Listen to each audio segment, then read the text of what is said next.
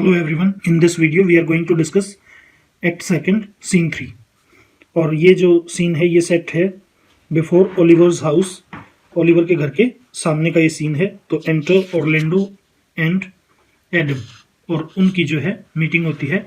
Orlando और Adam जो है वो एंटर करते हैं, उनकी मीटिंग का ये सीन है।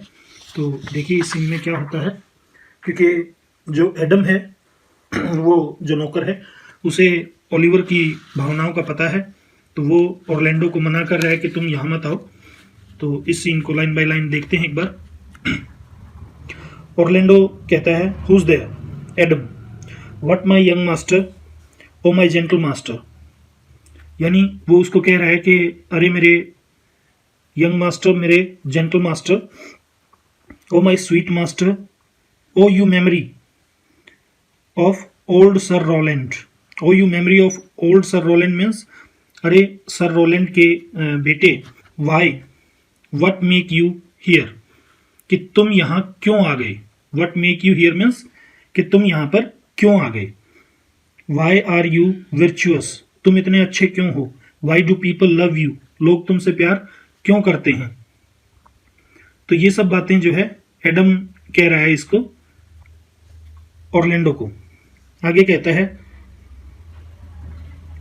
And wherefore are you gentle, strong and valiant, और तुम इतने जेंटल, इतने ताकतवर और इतने ब्रेव क्यों हो।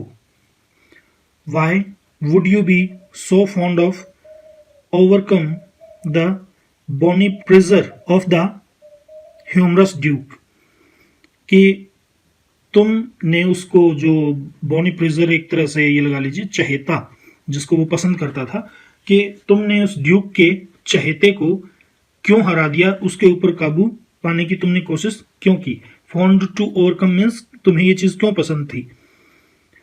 Your praise is come too swiftly home before you, तुम्हारी जो प्रशंसा है वो तुमसे पहले यहाँ घर पर पहुंच चुकी है, आ चुकी है, कि तुम्हारे आने से पहले जो है प्रशंसा तुम्हारी यहाँ पहुंच चुकी है। Know you not master to some kind of man, their graces serve them but as enemies, कि मेरे मास्टर तुम नहीं जानते कि कुछ लोगों के लिए उनकी जो ग्रेस है, उनका जो चार्म है, उनकी जो अच्छाई है, वो उनके दुश्मन की तरह काम करती है। नो मोर डू योर्स, और आपका ग्रेस भी उस चीज से अलग नहीं है, यानी इसी तरह से आपका ग्रेस भी आपके खिलाफ है।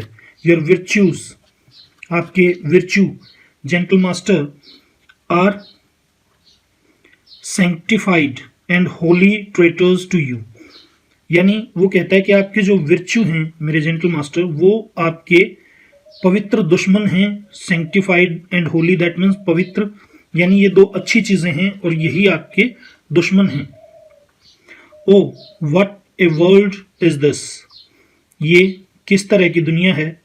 When what is comely envenoms him that bears, कि जो अच्छाई ही जब किसी की दुश्मन बन जाती है, जो उसे अपनाता है, यानी वो कहना चाहता है कि अरे ये किस तरह की दुनिया है, यहाँ पर अच्छाई अपनाने वाले की दुश्मन अच्छाई ही बन जाती है। ऑरलैंडो कहता है, why what's the matter. Orlando को ये बातें समझ नहीं आती, तो वो पूछता है उससे कि भाई बात क्या है वो बताओ। तो एडम कहता है, ओ अनहैप्पी यूथ, अरे unhappy youth, come not within these doors, इन दरवाजों के अंदर मत आओ, दैट मीन्स इस घर में मत आओ। Within this roof the enemy of all your grace lives, कि इस घर में तुम्हारी जो ग्रेस है, तुम्हारा जो चार्म है, तुम्हारी जो अच्छाई है, उनका दुश्मन रहता है। Your brother, no brother, yet the son, yet not the son, I will not call him सन।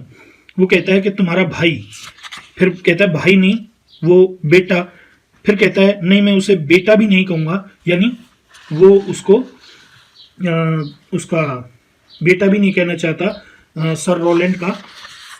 तो वो कहता है, I will not call him the son, I will not call him son of him. Son of him means sir Rowland, तो वो कहता है कि I will not call him son of him, I was about to call his father, I was about to call his father, कि जिसको मैं उसका पिता कहता था मैं उसको उसका बेटा भी नहीं कहूंगा। दैट मीन्स वो कहता है कि मैं उसे सर रोलैंड का बेटा भी नहीं मानता। तो वो उसको बता देता है कि दुश्मन कौन है, तुम्हारा भाई है। हैथ हर्ड योर प्रेजेस, उसने तुम्हारी प्रशंसाएं सुनी। And this night he means to burn the lodging where you use to lie, यानी लॉगिंग मीन्स हाउस, कि जिस घर में तुम रहते हो आज रात उसने उसे जलाने की प्लान बना रखी है। And you within it, और जब तुम इसके अंदर होगे तब वो इसको जलाएगा। If he fail of that, अगर वो इस बात में नाकामयाब हो जाता है, तो यहाँ क्वेश्चन बन सकता है कि प्लानिंग किस तरह कर रखी थी उसने, ओलिवर ने अपने भाई ऑरलैंडो को मारने की। तो पहली क्या थी कि उसको उसके घर में ही जिंदा जला देगा, और फिर कहता है अगर वो इसमें फेल हो जाता है, he will have other means to cut you off, वो तुम्हें मतलब एक तरह से तलवार से कटवा देगा, उसके पास इस चीज के लिए दूसरे भी साधन हैं। I overheard him and his practices, this is no place, मैंने उसको सुना है और उसकी प्रैक्टिसेस को चोरी छुपे सुना है। ओवरहर्ड होता है चोरी छुपे सुनना, प्रैक्टिसेस दैट मीन्स उसके प्लान्स को और उसको जो है मैंने सुना है चोरी छिपे।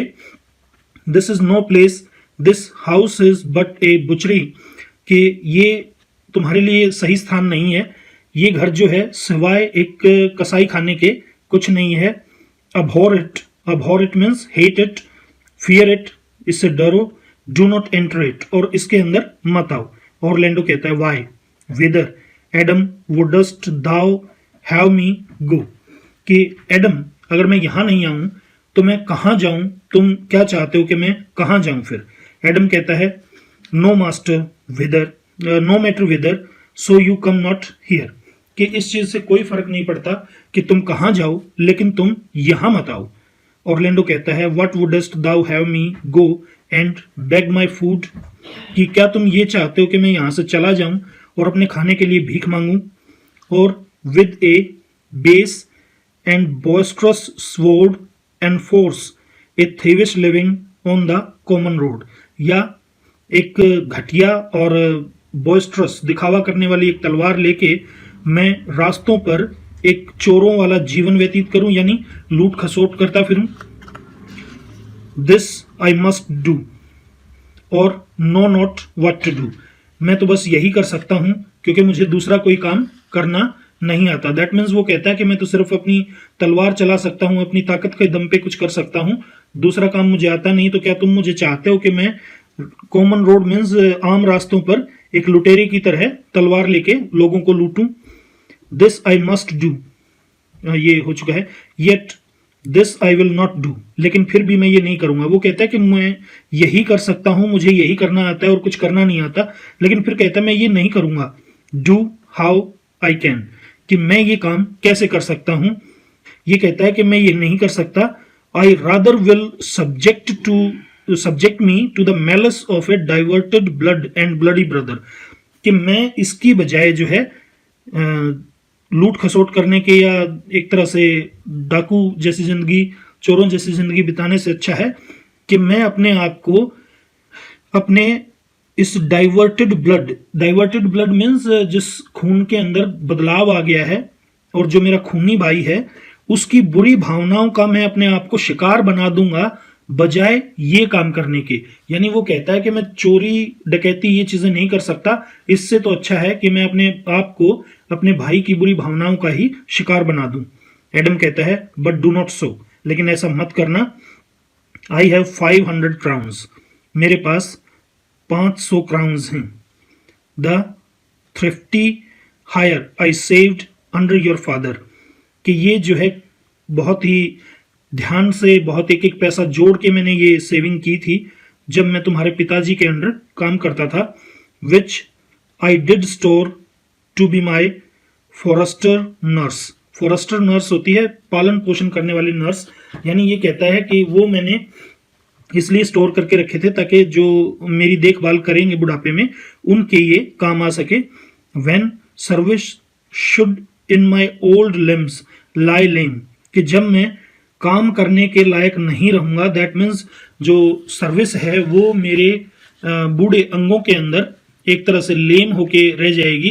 दैट मीन्स वो कहना चाहता है कि जब सिचुएशन ये होगी कि मैं कोई काम नहीं कर पाऊंगा, तो उस समय जो है and unregarded age in corners thrown, और जब मुझे ओल्ड एज के कारण जो है कोने में कहीं फेंक दिया जाएगा, तो उस समय के लिए मैंने ये सेविंग्स बचा के रखी थी और तुम्हारे पिताजी के अंडर मैंने ये सेविंग्स की थी।